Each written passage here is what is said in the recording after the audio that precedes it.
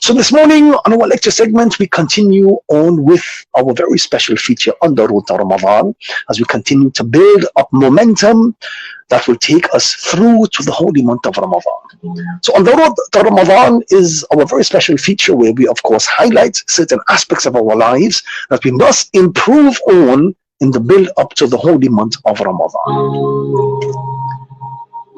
So this morning, and to highlight today's discussion, I want to paint a backdrop for today's topic. So I want me to share with you this short anecdote. There was this little boy. He went to the beach for the very first time and he wanted to build a sandcastle. So he sat there for many hours and he built this beautiful sandcastle.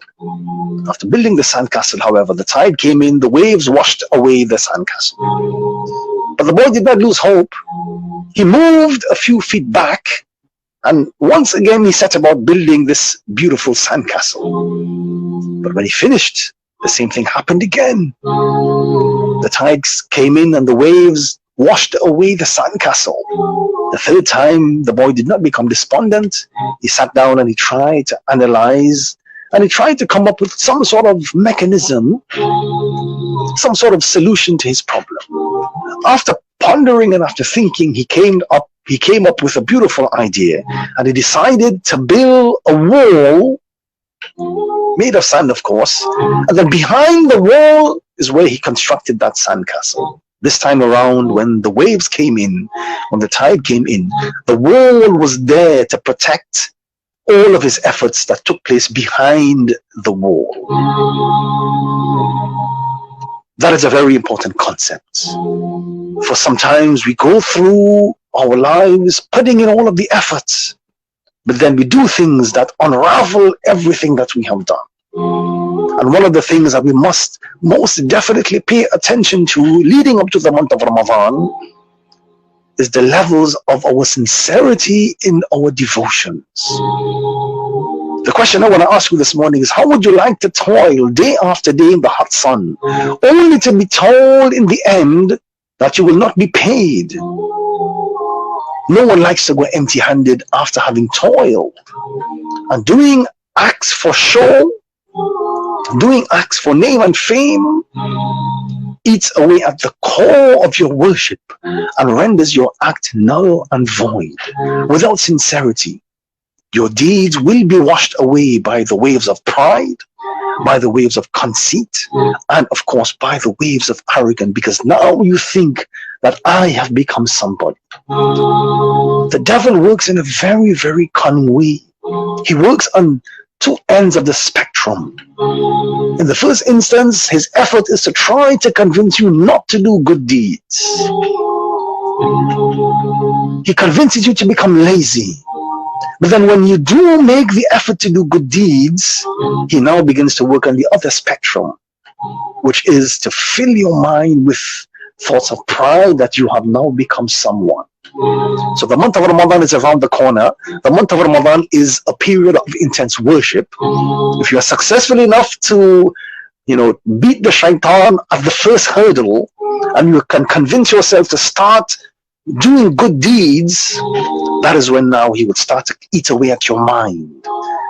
That you know what? You're performing your prayer every day. You are fasting every single day in the month of Ramadan. You are giving charity every single day. You know what? You have now achieved the status of sainthood. So everyone should respect you. And then the person goes around with his head in cloud 9, demanding respect from others. Why? Because now he thinks that I have become someone.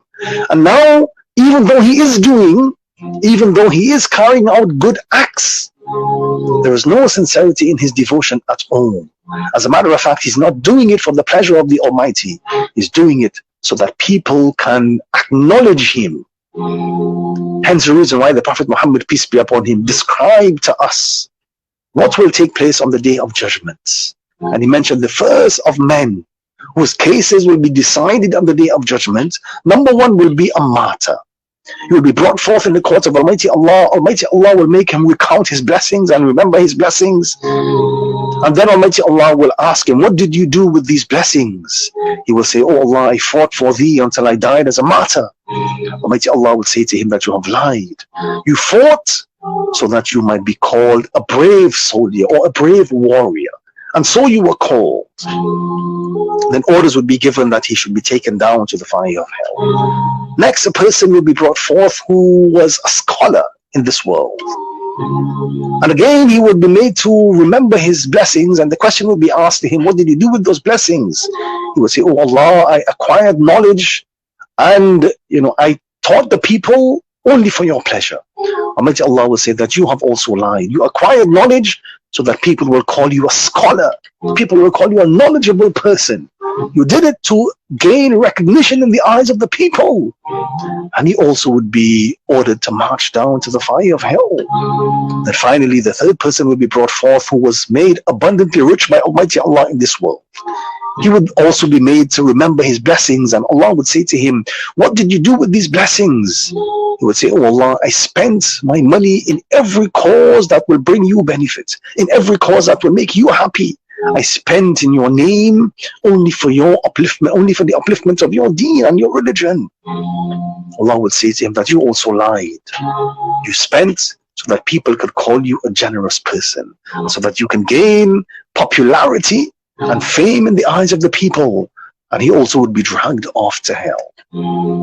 Be very mindful of the devil encouraging you to eat away at the sincerity of your actions. There is no use putting in the hard work only to have it snatched away from you in the end. So this morning, let me share with you a few tips to ensure that your acts remain sincere. Number one, do secret deeds. Sometimes when you indulge in good actions secretly, the sincerity levels tend to be much high. If you're giving charity, the charity of one hand should not be known by the charity of the next. If you're going to pray, try not to make it public. Try not to publicize your acts. And in today's era, with the advent of social media and so on and so forth, it has become very easy to fall prey to this particular concept. We want to publicize everything. If I am praying, I want to, show the people that I'm praying. If I'm giving charity, I want to show the people that I'm giving charity. Do acts good acts, I should say, that only you and the Almighty knows. Secondly, it's very important that you ask Allah for sincerity. Indeed, Allah is sufficient for me, and he is the best disposer of my affairs. Turn to him. That sincerity will come from the Almighty. And it's also very, very important that you don't feel overly secure about your deeds. Sometimes you think, I have done enough, I don't need to do more. And that is a trap of the shaitan. He convinces you that, hold up, you've done enough. You don't need to do more. You don't need to pray more. You don't need to give more charity. Stay away from that level of thinking, and be very, very mindful and look for beautiful lessons in the lives of our pious predecessors. One scholar said, do not take inspiration from those who are living, for indeed you do not know what their end will be. Rather, let your inspiration come from the dead, for indeed you have now known which path they took with their lives and where they ended up. And finally, be constantly renewing your intention. The shaitan wants you to think that you have become someone. He wants you to think that, I have done it all. Continue to check yourself. Ask yourself, am I doing this for the pleasure of Allah? What is the level of my sincerity? Why am I doing this? Am I doing it to be called someone? Am I doing it for fame? Or am I doing it to become closer to the Almighty? So as we approach the month of Ramadan, when the month of Ramadan gets going, we start our prayer, we start our fasting, we start our charity, and so on and so forth, and all of the good acts that come with the month of Ramadan. Be mindful, very, very mindful of the levels of your sincerity all the way through, because eventually you don't want that you put in all of the hard work, and then eventually you literally have the rug pulled out from under your feet by the devil, by the shaitan, and by your own egos. May Allah continue to bless us in these months leading up to the month of Ramadan. May He make it possible that we are, in good health, and may He make the month of Ramadan a source of blessing for us in this life, as well as in the life of the hereafter.